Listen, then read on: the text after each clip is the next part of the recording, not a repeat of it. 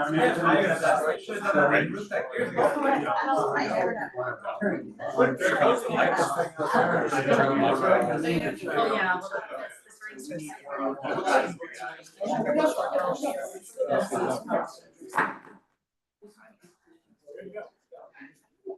right, we're gonna get started. In accordance with Section 5 of the Open Public Meetings Act, Chapter 231, Public Law 1975, be advised that notice of this meeting was made by posting on the bulletin board at Town Hall and serving the officially designated newspapers a list of the meeting dates annually, indicating that this meeting would take place at the Milburn Board of Education Center at 7 p.m. on August 11th, 2025. David Bradford. Here. John Giovanni. Here. Gary Rosen. Here. Regina Tribble. Here. Stephen Cohen. Here. Okay. And just so we're clear, because Jessica's not here and Joe's not here, Gary is gonna be acting chair for this hearing tonight. Does anyone have any objection to Gary presiding over the meeting as the chair? Speak now. Okay. The ayes have it, as they say. Go ahead. All right, the minutes There for are none. July 28th will be approved at the next meeting. You don't have, There's Oh, there'll be next meeting. we did.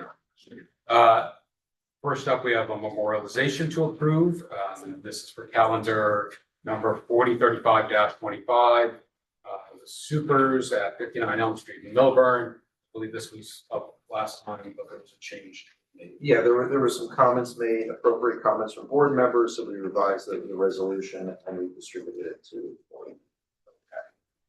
Any changes or corrections to the memorialization as amended? Move that we approve the memorialization. Second, Second. who's eligible? David Bradford. Yes. John Giovanni. Yes. Gary Rosen. Yes. Regina. yes. The first matter up, application up is calendar number 4044-25, Patricia and John Muller at 417 Wyoming Avenue. Who's gonna be testifying? The two of us. Okay, swear you in. If you both just raise your right hands, please. You swear from testimony you're about to give in tonight's proceeding to be the truth, whole truth, and but the truth. Did Your names for the record, please. John Muller? Timothy Quest. Thank you. Okay, Tim, can we have your qualifications? Licensed architect in New Jersey, New York, and be in front of this board on numerous occasions and many other boards throughout the state of New Jersey over the years. My license is presently in good standing. Qualifications are accepted, please proceed. And just before we start on this particular application, I talked to Mr. Plessy before the meeting commenced, that this technically qualifies as what's called the D6 height variance under New Jersey statutes 40:55D-7 and D6 and state statute, the municipal land use law. And because the proposal involves a height deviation of 10 feet or 10% of what is the maximum permitted, it qualifies as a D6 variance, which requires 5 affirmative votes. And then as you all see, there's 5 members here, so the applicant would have to go 5-5, because we don't have a full complement of board members. And I spoke to Mr. Plessy before the meeting, and my recommendation to the board is that we hear the testimony and the evidence. And then at the end, if the applicant wishes to do so, we can have a straw poll to see where the board members sit with regard to the application. And if the applicant feels like they would like a full complement of board members to vote because it's a due variance requiring 5 affirmative votes, we would then carry and have the board members who aren't here listen to the audio, et cetera, or read the transcript so that they could. That's how we'll proceed. So I do recall, Tim, at the Historic Preservation Committee meeting, you telling me that there weren't no variances for this property, but You're apparently that has 100% changed. That's true, because we, You're gonna talk to Nick. then I dealt with the boss. I won't hold that against. But Yeah, thanks for listening. Again, my name is John Muller. Been in, Milburn, my wife and 5 kids. Can't believe that, for 25 years. And, we love the town. Been very active, in the town through kids going to, Wyoming school, then the middle school, and then through the high school.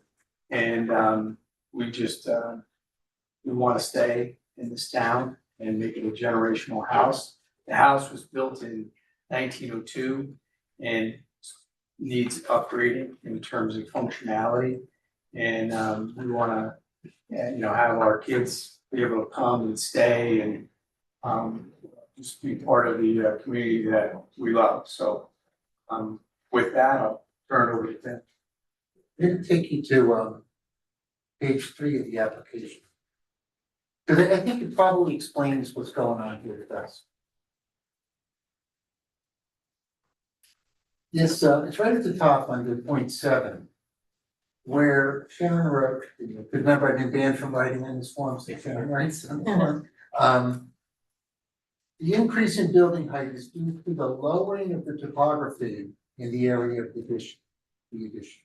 The new addition that we're doing actually conforms.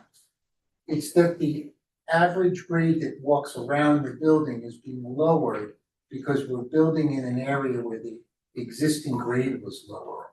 And that's leading us to a existing variance and an increase of the existing of the deviation because of our average grade lowering. What it does to us, just so you know, is pretty well explained right on the bottom of page 3 there, where it says that the maximum permitted building height, from average grade is 32 feet. And we kind of see that all the time. We get 32 and sometimes we get 37 when we get the extra credit for the steeper roofs. The proposed here is 42 foot 9 inches, but the existing is like 40 feet. Okay, I'll tell you exactly what it is in just a second. I mean, this is an increase over what's existing, and it's for the existing building, not the new building. The building height permitted in this case is 37 from low to high, and ours proposed would be 48. If you go to page 23 for me, I gotta kind of tell it to you a little bit on, well, I'm gonna start with another example. And I'm just gonna call this A1. Hold on a second. Tim, before you even get to A1, Yeah. can you just, because I think it would be helpful to the board and the public. Actually, let me back up. Are you gonna go over what's existing right now, both from average gate grade and from low elevation? Yes. Okay, all right, well, let's just do it your way. Okay, A1, can you describe what it is? A1 is proposed rendering of the existing building with the proposed addition, which was approved by the Historic Commission in March, I think, and then memorialized in April. And on the left side is a site plan with a landscape plan of how we're shielding the garage from the side street cedar, is all we're trying to do here. To sort of minimize the visual impact of the garage with the streetscape, really related to the historic commission.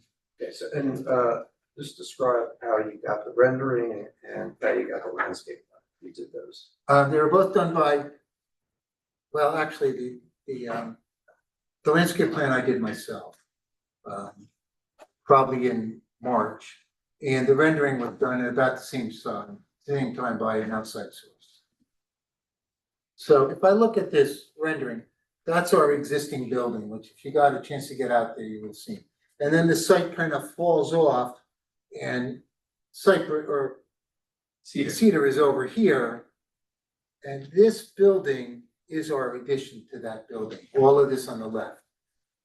If I That's the only thing I really wanted you to see. I have all of the plans also for the building, but I was not gonna bother with it at this point, unless if you want me to walk through it. This, which I'm gonna call my A2 exhibit, is the front elevation of the building with some markups that I did to try to explain these two variances to you. And this A2 exhibit is exactly the same as DOA 6 that's inside your set.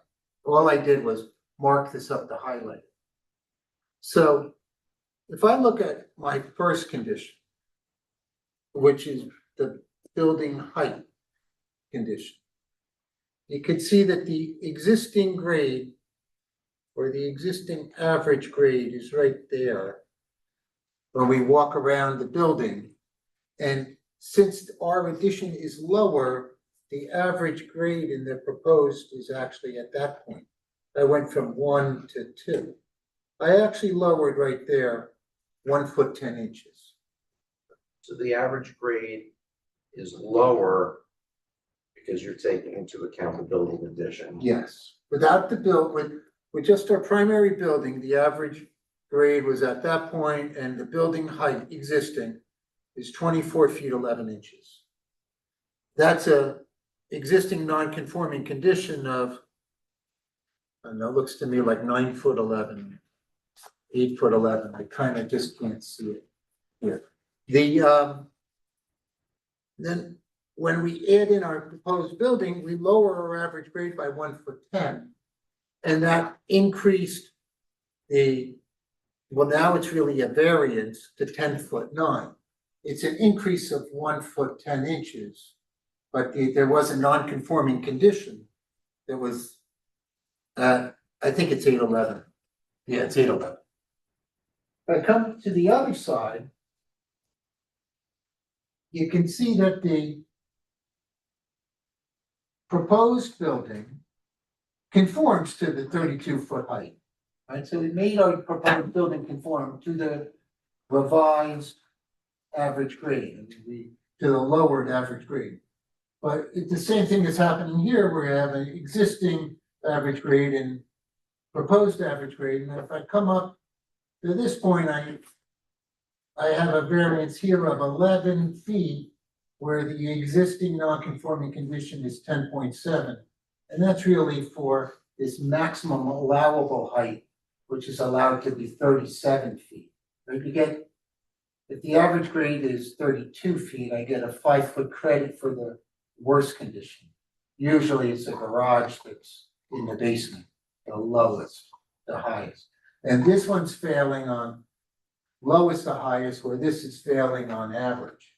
And those two are pretty well explained on page 23. So is the 48 feet from low elevation proposed on the left-hand side?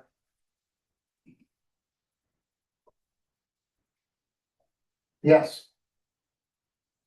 When we go to page 32 of the application itself, the first variance that we're requesting is the average on the right side, which I tagged with that little number 1, because I was trying to clean this up.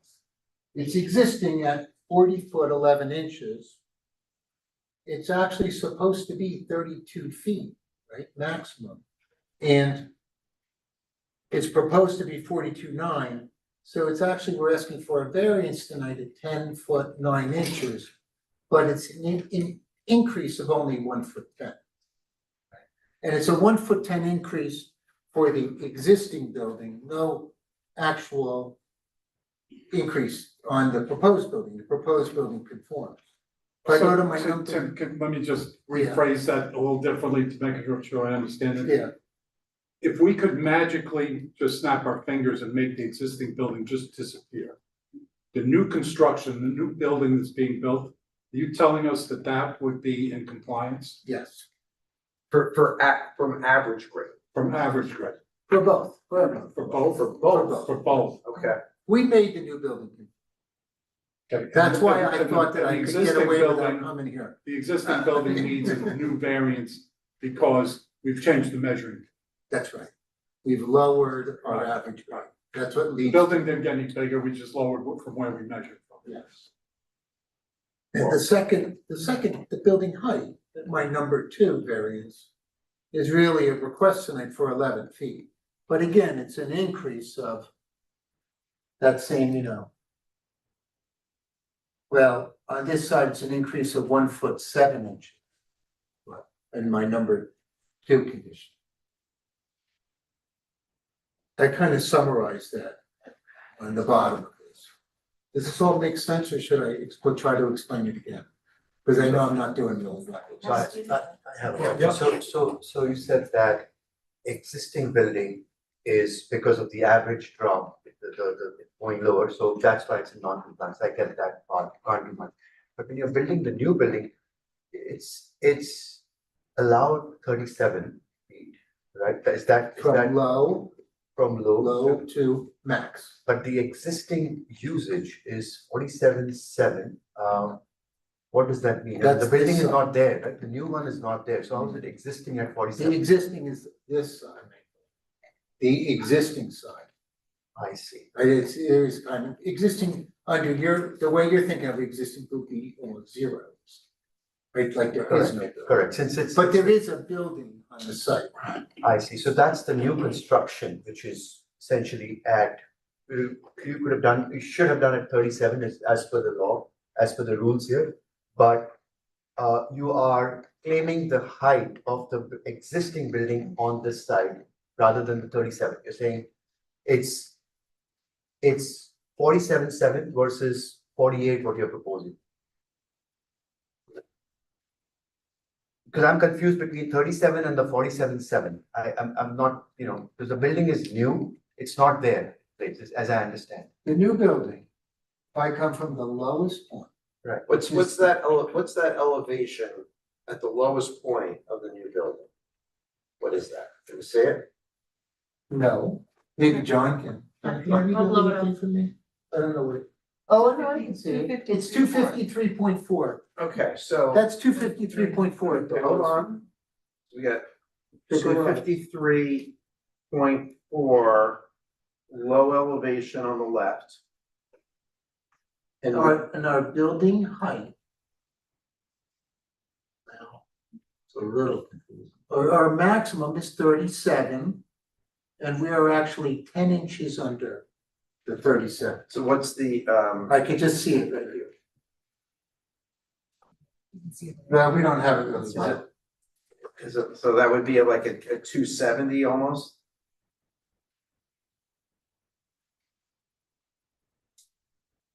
Yeah, we didn't. Plus 37. 250. Oh, 290. 290. Right.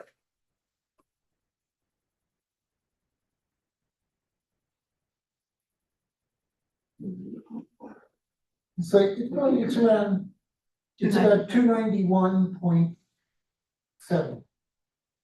This point, the top of the roof, that point is at 291.7 feet. And the maximum allowable is 292. Yeah. 292.4. It's about 10 inches under. Like, Yes, yes. if your lowest elevation is 253.4, you could be 253.4. Yeah, 37. Oh, I did it wrong, I wrote 255. 90.4. 253.4 right? plus 37. No, I just did. It's like 290.4, Right. and so this point is 290.4 there, and we are 10 inches under, so we're at about 289.6, I guess. The addition. We conform, So the addition conforms. yes. Or is it standalone? It was It Right. was a stamp. Right, so show the board where the deviation exists from the low elevation. Not from the average. I'm gonna start here at the proposed low. And I come up, and it's right there, we say 48 feet, proposed lowest elevation to existing building. It comes all the way up to the top. Of that right there. That's 48 feet. If I come here and I say from lowest and I go up 37, I end up right here at about 289.6. I'm 10 inches below. And then I know that to get the rest of the way to the 48, it's like 11 feet. So that's why I'm really saying the variance is 11 feet, even though the change is, well, the change is right there, from 11 feet to 10.7. The delta on this side is really 1 foot 7 inches. Delta on this side, the average side was 1 foot 10 inches. Question for it. Go ahead. So there's, am I correct that there's no construction work being done on the existing building? No, So. that's correct. We are, it's an interior renovation. It's shell Existing section. building. So tell me if this is right. The existing building needs a variance because of work that's being done on the addition. And the addition needs a variance because of the fact that it's next to the existing building that's of a certain height. That's kind of true. Neither of them need a variance on their own. No, if they were separate. Yeah. On different lots, well, this wouldn't apply. It's because the building is one It's like building. catch-22. Good. Oh. Okay, Well, the topography is adding a little bit. the topography. Right, it was, so the way I'm looking at it, your proposed building height is actually at 31, am I reading that? right? But the new addition is 31 foot 2 inches. 31, yeah, Right, so, right there. so right, so I'm actually blowing it up on my. Yeah, we iPad, so I made can it see work. So We made the that's- building So the work. new addition is conforming by a large margin, it's 331. And the reason it's on a hill, I think if you went out and see, it's a hill, so that makes the low point low. So I think the That's hill right. has a lot to do The, with the it. topography is what did this. Yeah. If the site was flat, Right, Well, yes, well, I but guess it you're still would also, have occurred. you're also somehow. taking advantage of the topography to Right. put those We garages. got the, that's what gets the garage in. right, But if the site was this way and we cut the garage, we would Right. still have it. Because our low point, we would have to at some point go from low to existing high and we would also be lower, we're gonna lower our average too, no matter what. I have one more question, Gary, from Mr. Mullen. You have a lot of very mature existing trees on the Wyoming front of your house. Mhm. Which shield a lot of this. Are those planned to stay there? Yes, Okay, love the trees. yeah, I don't blame you. yeah. Just one more clarifying question. Yeah. So what's the drop? I know it's probably in the renderings that you. Yeah. Drop from the existing average to the new average. How much is the drop? 1 foot 10 inches. The new building is on average 1 foot 10 inches lower versus the existing building. Is that what it is? I or- guess the average grade is right here. It was at this point and it actually dropped down. But that's including both buildings, but just That's by right. itself, the average of that, how much is the drop? I mean, how steep is the Oh. hill? Is that 5 feet? Oh, 6 feet? it's probably about 6 feet. 6 feet. Right, there's about 2 feet here, and we can drive right in at about 8 feet, I'd say 6 feet. Just- The drop is about 6 feet. Can you tell me a little about the landscaping that's going to shield the neighbors, because you do have the addition and a 3-car garage going in, is that correct? Yes, So that's all new, and then there's a little balcony. then there's a balcony here, and then what we did is we brought, the site is really wooded. I don't know if you saw it, Yeah. it's very wooded, but we But added looking out to Cedar, it's not. buffer planting in here and along this side of the property line. So that we could come in, sort of shield the garage doors and still get into the garage. We're just trying Yeah. to shield the garage doors from the street. It's not objectionable. This site, just so everybody knows, is allowed 30% floor area built, it's only at 23.8. It's really way under It's I remember the, that is what I asked you at the Historic Preservation Commission. yeah, Because it's way under, the it lot does seem like coverage, you would have otherwise had an issue if the property wasn't so large. yeah, just as property is big. The lot coverage allowed to be 35%, built it would be 23%. The building coverage is at 10%, where it's allowed to be 18%. This lot is about 30,000 square feet, and required is 14.5. So it's, I guess it's double. Which is, good for the site. Cause I know somebody would wanna buy it, split it in half, make 2 lots out of it, although I don't know how well the historic commission would receive that, you know. So as part of this, we can clean this whole house up and we can update the house, cause these guys have decided they wanna stay, they wanna be here. And, it's actually a really nice house on a very prominent street in Oakland. You know, it's a nice project that they're undertaking. Any other questions? So if the new property that is coming in, the new building, how far is that from the property line? And it's a big lot, but seems like It's, should be a big, fairly high distance. it's about, it is 27.8 feet from the property line. From cedar to the house. Yeah, and the average up cedar is, something, is about 23 feet. We're about 5 feet back further than the average going up cedar. Even after building the building. Cause it's just a big lot. All right, any other questions from the board? Anything else, Tim? Nope. Nope. Okay, do you have anybody in the audience who would like to ask a question? Any comments? Okay. So how should we, we're gonna take a straw poll. Yeah, one of the board members provide their comments with regard to the application, and once that is complete, then we'll turn it back over to Mr. Quessy and the applicant to ask how they wish to proceed. Anyone want to offer their comments? I'll go first. Sure. I think you've done a beautiful job on this beautiful home. It matches the renderings match the existing home beautifully, and I think it will really enhance that site.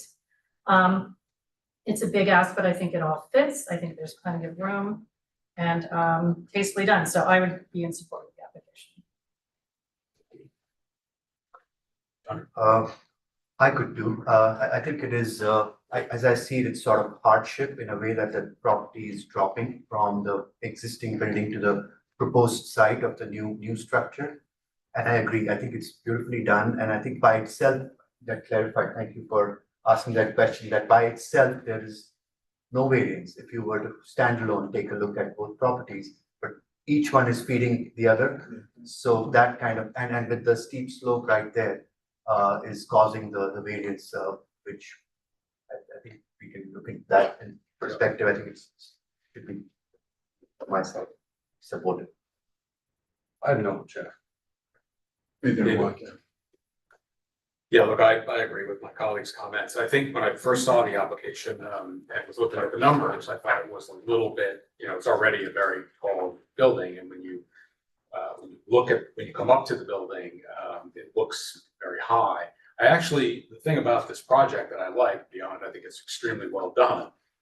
But what I really like about it, I actually think that the other additions will draw your eye down some. I think right now it's a very up and down building, and you really see that height.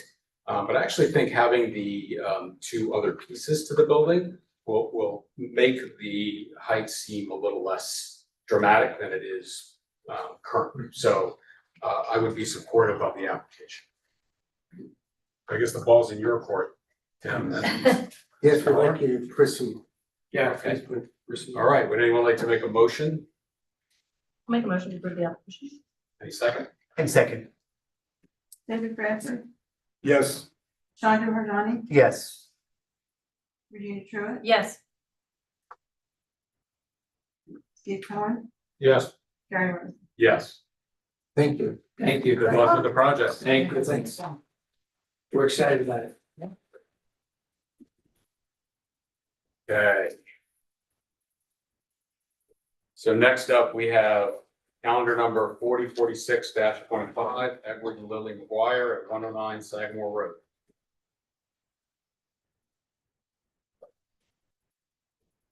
Edward.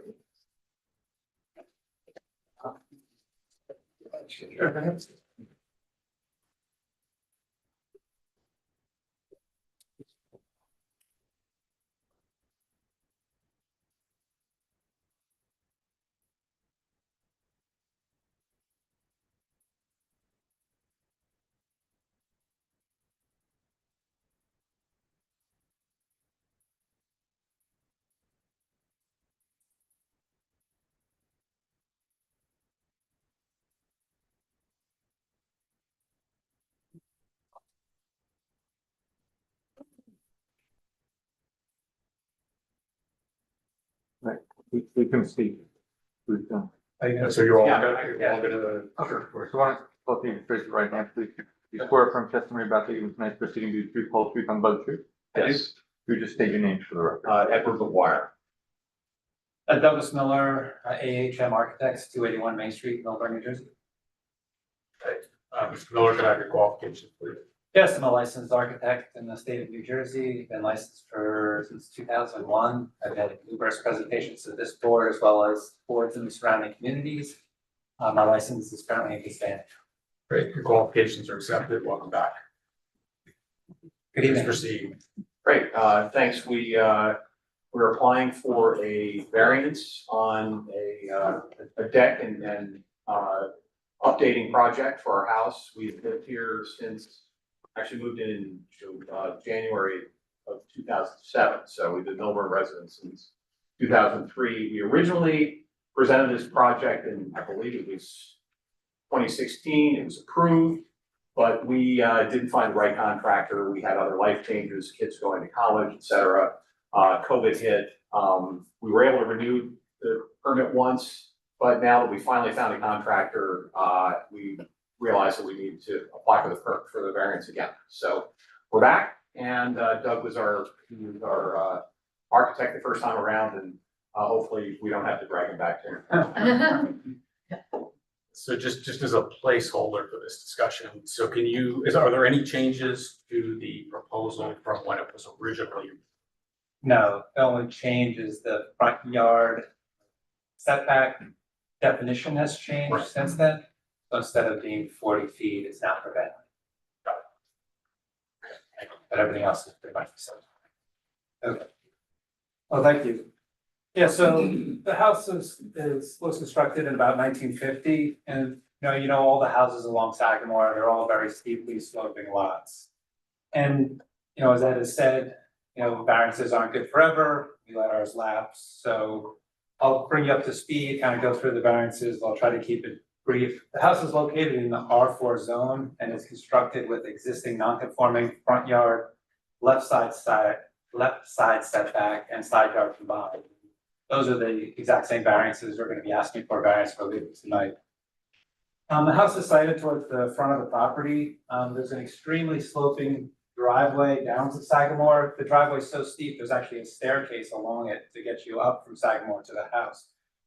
The floor plans, it's a pretty nondescript house. We really didn't document the interior. It's a front to back split. You've seen a million of those. So the living areas are in the front and the bedrooms are in the back. There's a main entry door up here. This is where the front entrance is, more towards the right of the house, and it's up almost a full story from the driveway. On the left-hand side, there's an entry from the driveway into the house. And so what we're proposing is to add a covered porch in this front left section, kind of in this notch, and then as well as build a portico over the existing front stoop. On the second floor, there's currently a small roof deck on the left side where we're going to be planting the covered porch. And what we're doing is extending that forward, creating some more usable outdoor entertaining space. Because this house is so steep and because of the front to back split, there's really not a good access to the rear yard.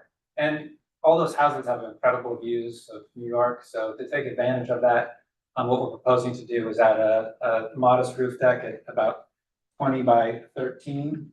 And then the front elevation, it's a really kind of nondescript home. And by adding this covered front porch on the left-hand side, as well as a portico over the front door, adds a lot more texture, visual interest, really bumps up the curb appeal. Bringing the house, you know, a little bit more up to date, since not much has happened to it since it was built in the 1950s. There's no other internal changes proposed on the house. I also have a photo board I'd like to put in as an additional exhibit. That wasn't presented to you previously. Do we want to note this in, Mr. Simon? Yes, just give me a second. So this is a photo board that you created consisting of 9 images. Correct. And when was this created? Today. Okay, Although a couple no pictures time there. like the present. That's Love it. Well, I had the 2016 photos and I'm like, they're gonna ask me like, are these reflect the current conditions? And I'm like, let me go and see. It, pretty much nothing has changed except for 99 Sagamore. That house was torn down and a new one is being constructed. But really the neighborhood is virtually identical as to when we presented it. And 99 is a few houses away, so it really doesn't impact us. So as you can see from the photos, this is our house. It's barely visible from the street. This is that steep driveway I had mentioned going up. This is the entryway. This is the main front door to the house that we're using now as the front door. There's nothing over it, so it's a kind of a hazard. It's so with such a steep driveway, when it rains, it's icy, it's dangerous. So to create a safer location, a covered entryway, I think is just a smart thing to do. And also the way it's constructed, it pitches back to the house, so exactly what you want, rain, you know, driving right into your home. So by rebuilding this, we're really going to improve it, enhance it, might as well make it a little bit bigger while we're doing it. So we have a hardship of having existing non-conforming setbacks. So in addition to the side yard setbacks that we were approved in 2016, instead of the 40-foot required, which we were conforming at that time, prevailing is 52.6. Our existing setback is 40.89. At the addition where the front porch is being added is 43.86. So this 43.86, although it's a deviation, if you look at the properties to the south or going downhill on Sagamore, they're all pretty consistent around 43 or so. Our property immediately to our left is 130 feet from the street. So that's, if you look at this aerial photo taken from Google Earth, our house is this property here, and this is the neighbor's property. So they're fully in our backyard. So by proposing an addition in this L, we're not really impacting them at all. We're not really impacting their light, air, and open space because there's nobody there. So they can't see that patio, that porch. They can't see it at all, no. People to the right can't see it either because it's set back from the, right, from behind the house. So both of those things, side yard setbacks existing are 10.15 and 20.35, where 15 feet is required. We're proposing 10.41, so we're basically the same as what it was before, 3 inches different. The side yard combined is existing non-conforming at 30.5, where 35% is required. That's basically staying the same as well. Due to these existing setbacks, keeping the addition inside the L that I just described, keeping it set back behind the house is really not going to impact any of the neighbors. I don't see how, the board can't see this as an improvement, a benefit to the neighborhood. There's really no detriments. The portico and the porch are really going to tie in those kind of volumes of the house and make the house just more attractive. So in general, this addition is going to improve the functionality of the home, improve the connection to the exterior, maintains light, air, and open space. I think it, furthers the master plan by improving the housing stock, and I don't see who it's going to impact. So I respectfully request the board's approval and open up to any questions.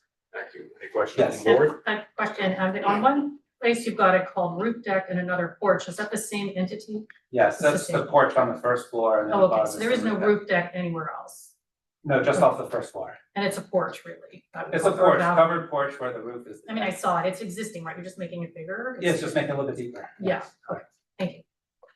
And what are the dimensions of the portico over the door that, you go to the right of the garage, you go up a few steps, you come to, which I guess is your main entrance, you're building a covering over that, what's the dimension of that? Yeah, it's over the existing stoop. I would approximate it at maybe 5 or 6 feet wide by 3.5 feet deep. Any other questions? Okay, anyone in the audience have any questions? Anyone have any comments? All right, board members? Thoughts? I make a motion that we approve this. He's No ready. comments. That's one comment. I like that process. Yes, yes. Sorry, bro. Yes, that's very helpful. Going to baseball? Yeah, how about some, Any thoughts from board members? reason? I'll go, I wasn't. Definitely steep driveway, and I come home and I told my husband, like, wow, it's like a treehouse village out there. It's like, and the views are spectacular. I got cut some of the day when I finally found your house. I was like, oh my gosh, gorgeous. So I think this is a thoughtful way to improve your quality of life. I don't see any neighbors here. I don't see how it would impact the quality of life of the neighbors. I have no objection to this application. It's a modest ask, and doesn't disturb neighbors. I think it improves, as you said, improves the quality of the home, I guess, and be supportive as well. Well, I'm supportive. I think it's actually an improvement to the safety. They have those covered areas. You get pretty slick in the winter times. And I would agree with what they said. Now, you need to redo that porch anyway. Right. Yeah. It's overdue to be done. Yeah, we do. David, would you like to make a I'd motion? like to make a motion. Anybody like to second? I can second. David Bradford, Yes. Chandra Rajan. Yes. Suzie Truitt. Yes. Andrew Cohen. Yes. Yes. Good luck with the project. Thank you very much. Thank you. We're gonna build it this time. Yeah, yes. I'm not coming back. Or we'll see you in 9 more years. Yeah, right. Let's see if you do it this time too. Well, not for this case. Let's do Same it. ask. All right, next up, Thank you. we have Yeah. I know your contract. Jason Thongar, I know, 68 Southern Slope Drive. Calendar number 4047-25. Take care, Richard. Thank you.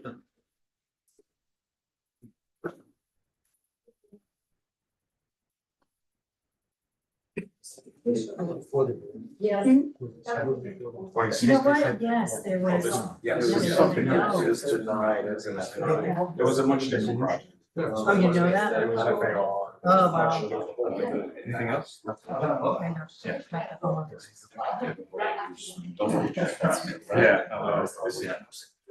That's that. I remember. Like, I was just.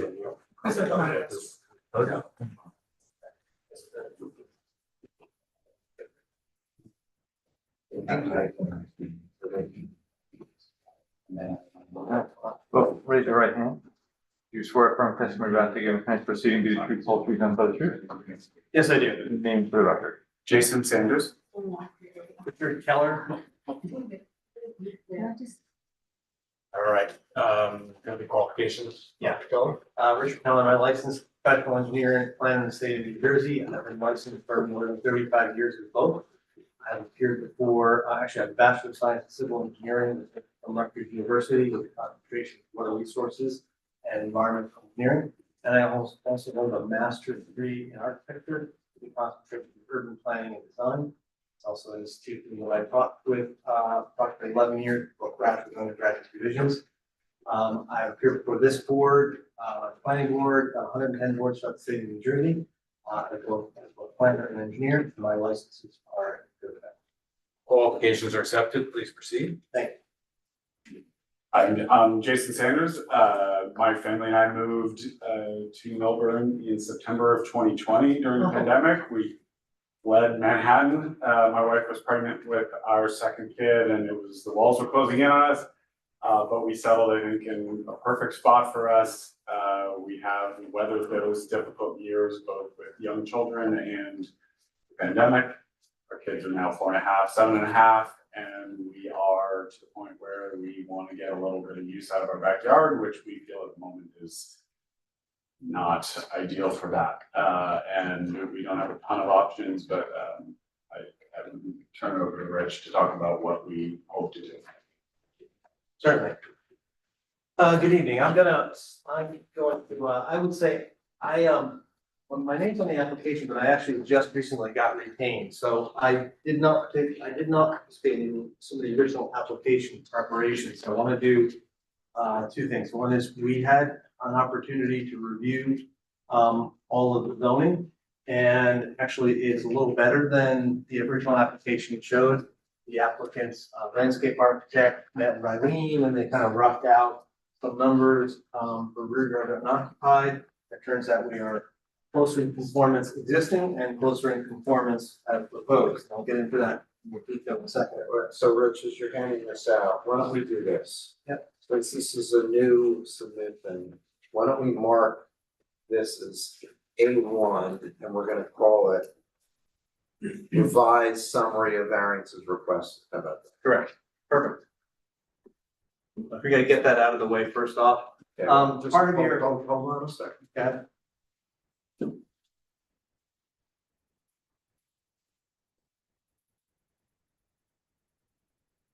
Okay, so you're gonna tell us this is at, the proposed is 22.21 instead of 20.9?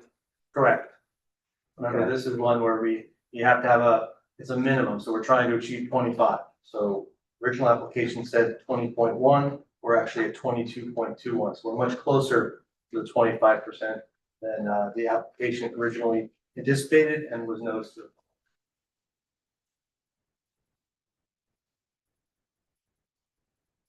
We also did not have the opportunity to prepare a drawing, but there was a drawing in your set. I've reproduced it, so I'm going to call this A2. And this has the rough equivalent of the survey that was included in your packet. And it also has rear unoccupied analysis to the left of it. Yeah, we're gonna call Created this, by my office we're gonna call this rear yard unoccupied analysis. and existing survey. Right, and plot plan. Analysis and plot. And that is dated August 11th, 2020. And so this is the, up on the right-hand corner, A2 is what you have as part of your application. Clean it up a little bit and add a little additional color, but it's virtually the same. The property itself is located wholly within the South Mountain section of Millburn. It's about 70 feet east of the intersection of Parkview Drive and Southern Slope. If you're walking, it's about 430 feet from the southern part of Taylor Park. So it's wholly in that South Mountain section. And as you know, those streets are windy and curvy. And while the lot itself is orthogonal on three sides, it does have a multi-curving front yard that cuts quite obliquely across the property lines. The property is 50 feet wide and on average is 151 feet depth. So 60 feet is required. So it's undersized as the lot width, but it is actually over on lot area where the existing lot is 561 square feet, where 6,000 square feet is required. And that often happens on these curvilinear sections because it's curving, you get a front yard that's much larger than the surrounding. In fact, this lot has the largest, other than a very wide, long corner lot, this has the largest front yard in the neighborhood. And whenever I get a project where I see either the lot lines splay out, giving a large front yard, or you have something that creates an oversized front yard, the first thing I always look for is what happens to rear yard unoccupied. If rear yard unoccupied, I have to have 25% of my total lot area has to be behind the house, nothing in it. So the more area I bias from pie-shaped lot, the more area I get in the front yard, or when I have something that's irregular like this, where we have a large an oblique angle of that sort of common line there, or that chord on that line, it means I'm gonna have more area in the front yard than I do in neighboring lots, more than is typical, and the alarm bell goes off right away. Turns out, I'll get to in a second, we didn't have a problem with rear unoccupied. It only occurred due to a recent zoning change. I'll get to that in a second. So the lot itself is undersized as the lot width, but it's actually oversized in lot area. That also, oversized lot area means my rear yard has to get bigger. When I'm biasing the front, it actually makes it more difficult. So unlike for lot coverage, building coverage, where an oversized lot gives you a bigger property, an oversized lot, when you have lot area bias in the front, it actually creates a hardship. The front yard here is about 1,830 square feet, 1,700 to the right, gets down to 1,500, 1,300. And the lots that are behind us fronting on a Ridgewood Road are all about 1,500 square foot front yard. So we're considerably larger in the front yard due to that irregular lot shape. I would point out, Ms. Abbott included in the application a resolution from a prior application. This property was renovated in late 2000, starting in late 2018, 19 into 20 by a developer that got permits and then was coloring considerably outside the lines in terms of massing, floor area ratio, et cetera. They were caught. They came before this board to seek variance relief for a floor area ratio, and they were denied. So that all went away, and they had to create a conforming house. And want to make sure that the board understands, my clients purchased this from the developer, so they had nothing to do with any of the shenanigans that went on with floor area ratio. It was an oversized lot, so floor area ratio should be, easier in those kind of lots, unlike where a rear area unoccupied, that's against you. So, but I wanted to make it clear, it's included in the resolution. It was a denial for good reason, and it really has nothing to do with this applicant or this application that's before you. So Rich, why don't you go to both A2 and describe to us this recent zone change that dictates the need for variance. So basically, what happened is back in 2022, the ordinance was changed to define that decks that are higher than 18 inches above grade now are considered part of the principal structure for the purposes of calculating bulk setbacks. Bulk requirements. What's that? Bulk requirements. Bulk requirements. So on the bulk requirements. And so that was recently clarified because it wasn't just setbacks, it was clarified. It doesn't count as building coverage, but it was clarified recently by the planning consultant that it does adjust the rear yard unoccupied. Since that's part of the house for setback purposes, the rear yard line now runs along the deck, face of the deck on the outside of it. So you're removing area that was part of the backyard, and it now goes into really part of the house or part of the side yard. It's just not the rear yard. So if I look at the existing conditions on the left, and again, this is the new ordinance overlaid over the existing deck. On the back of the property, since I got it up my description, there's a deck that's approximately 10 foot by 12 foot, 10 foot wide by 12 foot deep. And there's a stair that comes down into the rear yard. That deck, really, by the time you add the railings, it takes out about almost a foot of dimension. So you really have 9 foot by 11 foot. And when you take in the fact that you've got the stairs and you couldn't put a table right next to the stairs for fear of falling down the stairs, you really end up with a deck that's about 7 by 8 feet. When you've got a grill on there and you want to even have dinner for a family of 4, you really can't get a table on that. And then when you want to have friends over, neighbors over, it's really not workable in terms of an outdoor habitable space. So what's the dimension of the new deck? So the new deck actually ranges from 12 foot with a 1 foot jog out to 13 feet. And what the designer has done is they've moved the stair from being in line with the door and being something that is a hazard. They've moved that over to a side plank and the stairs come down over the existing edge of the driveway. So the net result is that we have a deck that is 12 foot up to 13 feet and it's 18 feet in width.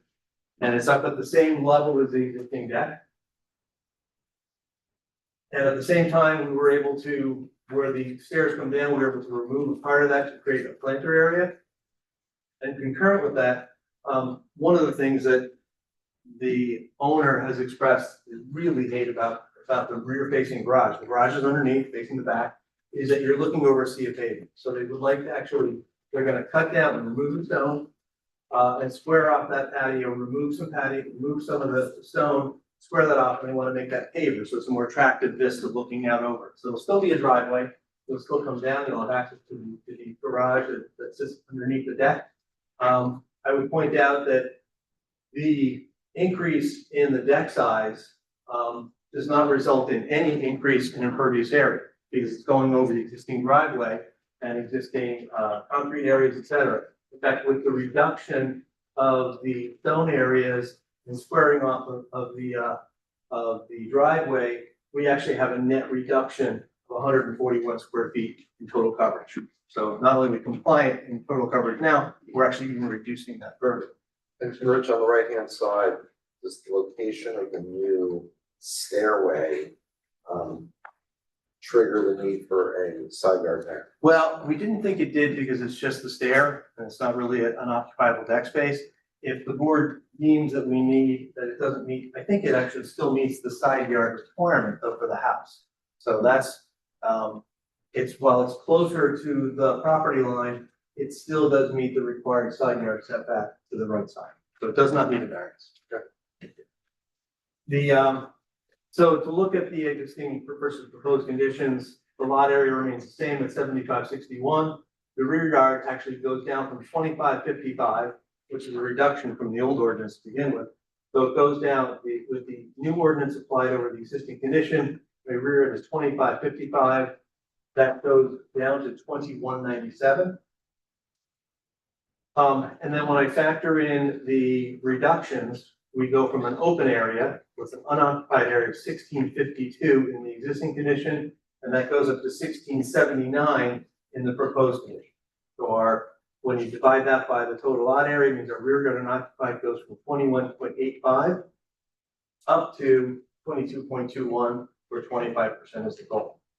Again, fully compliant with accessory coverage, lot coverage, side yard setbacks, everything is fully compliant.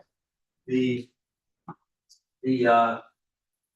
property, I'm not gonna go to the photo board, but I will have one more exhibit. This will be A3, I believe.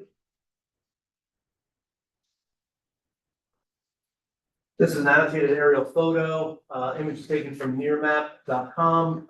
The capture date is March 9th of this year, prepared by my firm today. What we've done is we've taken the existing aerial and we've superimposed the proposed development over the top of that. And what I wanted to do was show that our proposed deck actually doesn't go any further than the covered enclosed portion of the house next door. There's good dense screening. I have photographs of it. If you've been to the site, you can see there's good dense screening to the house at number 70 Southern Slope, and there's good existing screening that will remain relative to us at 66. We're also more than actually 90 feet from our closest part of our that right?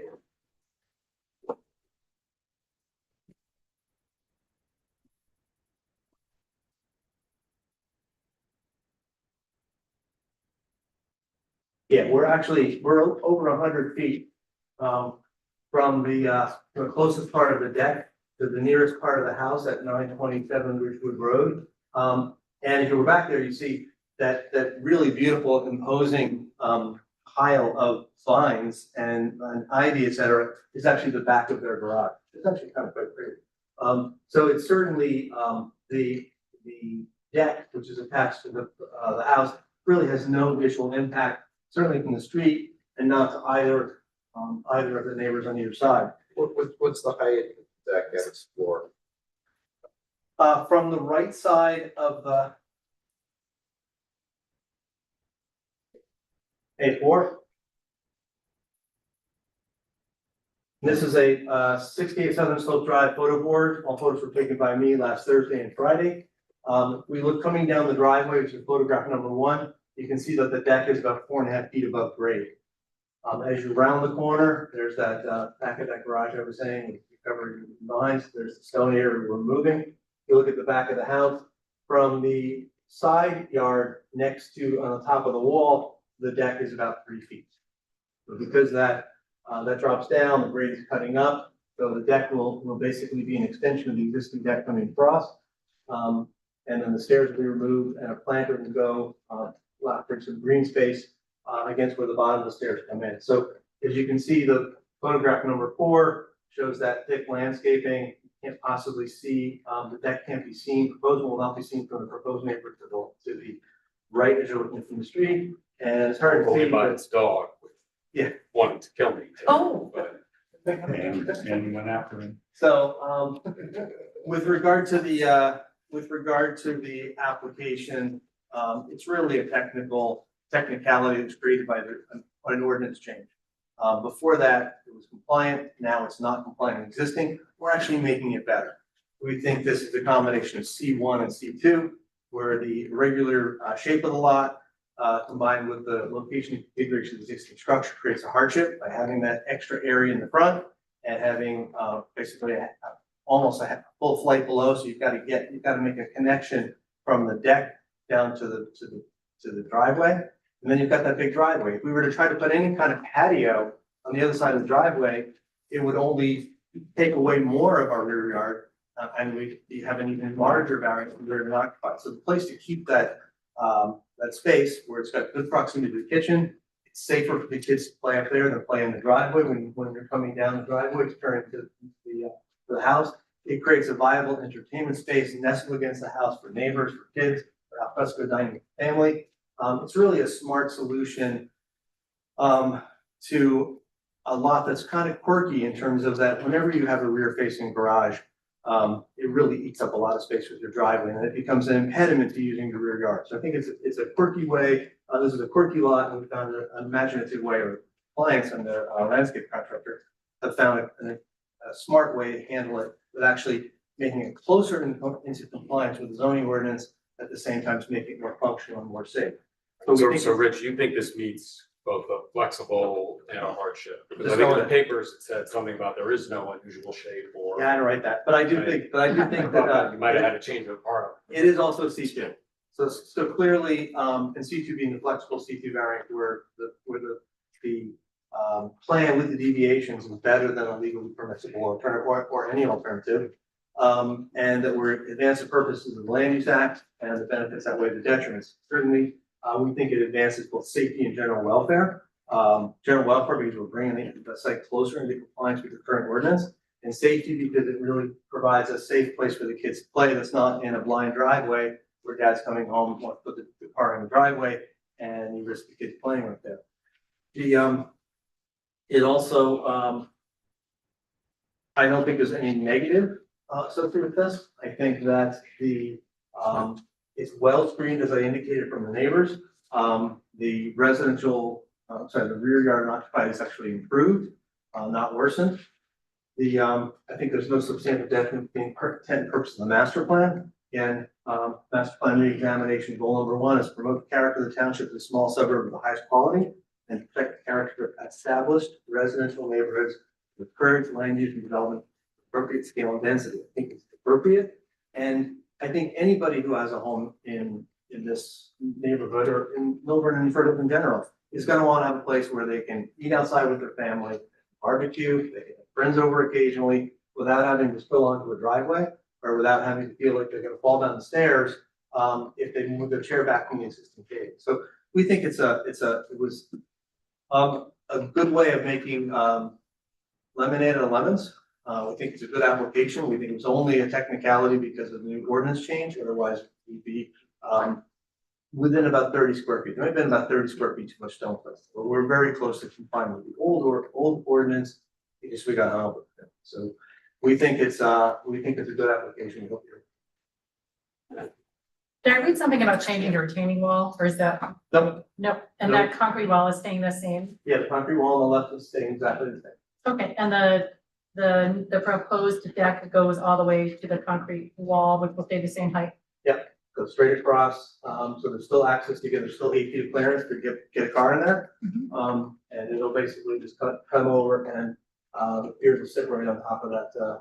It'll sit right on top of the wall. Can you go back to that statement for a second? Is there that pitch down from the driveway where you go down to the garage? When I kind of visually extended out the deck to where that pitch starts, that didn't feel like it was going to be 8 feet. That's at the door. You know, again, if you've been in parking decks, you know, they only have to be 6'8". So, yeah. by Well, the I'm time- asking what it is, because I don't think where that deck comes off, if you go to where, as far out as the deck You're correct. goes You're correct. and the pitch down, I don't know what that is, but I know it's not 8 feet. Yeah, I was referring to at the garage threshold. So if you come back, you're correct, if you come up the driveway, it's less, but it's It's probably outside of our purview, but it feels to me like, I'm not sure if I'm in the house, I don't know how high that is, but my SUV might not fit under that.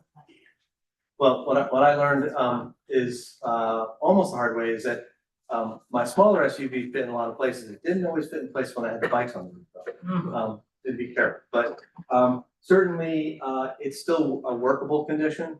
As I said, it's not 8 feet, it's at the limit of the, deck, Farthest which limit is, of the which is deck. 2 feet further out than what's there. And that is why the deck design stepped back, you notice from the corner. The deck actually steps back from the 13 feet, it steps back to make sure that we have the clearance of that. And there's no requirement that the deck be raised in height to address this. No, When it rains hard, when does it drain? you know, I didn't do the grading plan, so I don't know. There's a drain down there, whether it goes into an internal sump pump. I don't think that, I don't know if there's any other low point on the property. And with the putting the pavers in, the gravel area is going away, is that? Yeah, the gravel area will go away, a little part of the pavement. Yeah, the gravel's kind of unsightly, and it technically counts as coverage in our ordinance anyway. Yeah, I was gonna ask if it's counts as covered. Yeah, it does. So, and then what is the deck gonna be made of? Wood or pressurized? Wood. Okay, and presumably there's gonna be drainage, I guess, between the slats, right? Yeah, I mean, right now, it's basically there's this, the water that lands, goes through the deck, lands on the spot that's underneath of it, and it passes out to either side, and that'll continue. So there's really no change. We're just, part of the deck is going over the, existing driveway. So there's really no change in impervious coverage or the way we're handling stormwater. And it doesn't rise to the requirement of needing a green. Okay, any other questions from the board?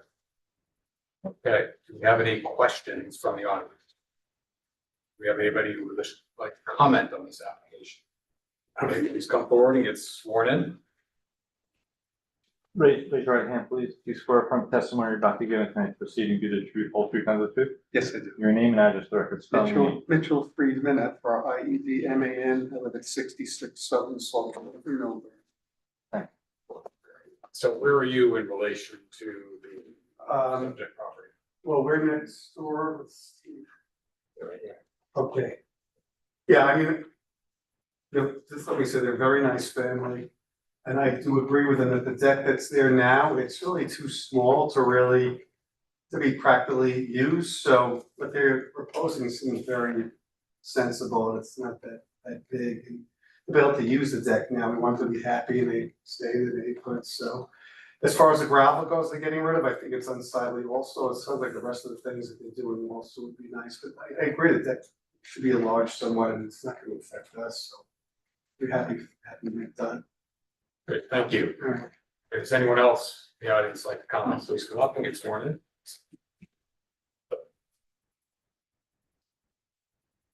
Pete, do you swear from testimony you're about to give in tonight's proceeding the truth, whole truth, and the truth? I do. My name's Peter Roosevelt. I live at 70 Southern Slope Drive. Okay. You gotta spell your last name. Here was the last. Oh, Peter Rosenblatt, it's the first one never done. Rosenblatt. Put your hand up. And where do you can wave though, it's good. You can wave. What's the address? 70 Southern Slope Drive. Thank you. I'm gonna help. He owns the dog. I own the dog. All right. I didn't have any trouble with I it. called him, he had no account, it was just for me. Because you didn't ring the doorbell. I did. Yeah, I mean, they've been the neighbors since they moved in. I have no issues. Our yards lie next to each other. I don't even see the deck really unless I go way into my backyard. So I have no issues at all. I have no, like I said, we're good neighbors. We're all, like both three of us. Neighborly and, like I said, I have no issues and that's all I have to say. I don't unless you have any questions. Thank you very much. Thank you. Anyone else like to comment on the application? Okay. What do the board members think?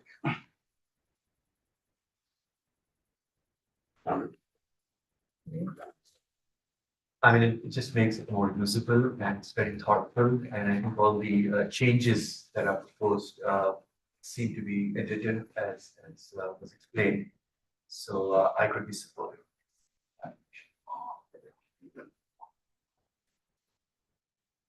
I'd be supportive. I think the deck as it currently exists is a bit of a hazard for little kids. And it's not a bad idea to change the configuration in a way that it's useful. It's safer. I'll go next. And when I visited the property of our own family, my first thought was, oh, that deck is small. So I can certainly see the desire and the need to make it more usable than it currently is, and I don't think it impacts the neighbors. It certainly is great for the neighbors to support this and say that they have no problem with it. And whoever colored this in, I thought that was really a nice touch. I don't know if that was the homeowner or the landscape owner, but I thought it was such a nice. That was the landscape. Oh, I thought that is so nice. It was your family project. Makes it so easy for us to see what the proposed changes are. So I would be in support of the application. And thank you for coloring it. I think it makes a lot of sense to me. I just raised the one issue, which is not a harm. Well, I just want to make sure that you get in underneath that without it. And you may bang your head against that. And back out. I agree with my colleagues. I think this is a significant improvement to the property, and it's not particularly large, but I do think it will provide significant benefit to the family and increase the value of the home. And obviously, it doesn't seem to affect the neighbors negatively. So I think you've met the negative criteria. So I would be supportive of the application. Would anyone like to make a motion in favor of the application? Motion to approve. Any second? I'll second. David Bradford, Yes. Chandra Harmani. Yes. Regina Truitt. Yes. Stephen Cohen. Yes. Aaron Anderson. Yes. Thank you. Good project. Yeah. Okay, is there anyone else in the audience who has anything they would like to raise with the board related to the application for the skirt? Derek, if I can, I think Eileen just wanted to make a comment for scheduling purposes with regard to a particular application. I've had some residents who have concerned about 389 Milburn Avenue because it was on the agenda on July 14th, which was the meeting that we had canceled last week because of the weather. So we weren't able to carry the application, so they were, some people were just asking when it was being carried to. I did inform them that it was going to be renoticed, but it's on the agenda for our September meeting. But they just wanted something to be announced so that they knew how to track it. So I just wanted to make That's the date slide department. Drive over the bus. And that's going to be. They're on the agenda for September, I think it's the 29th. That's the only meeting in September. That is the only meeting this. But the public will be They will get renoticed. a notice. I haven't received further material from the applicant. If they're being. Where it's. Thank you. All right, thank you. Someone like to make a motion to adjourn? I'll make a motion. Second? I'll second. All in favor? Aye. You guys want to give reasons or? I could be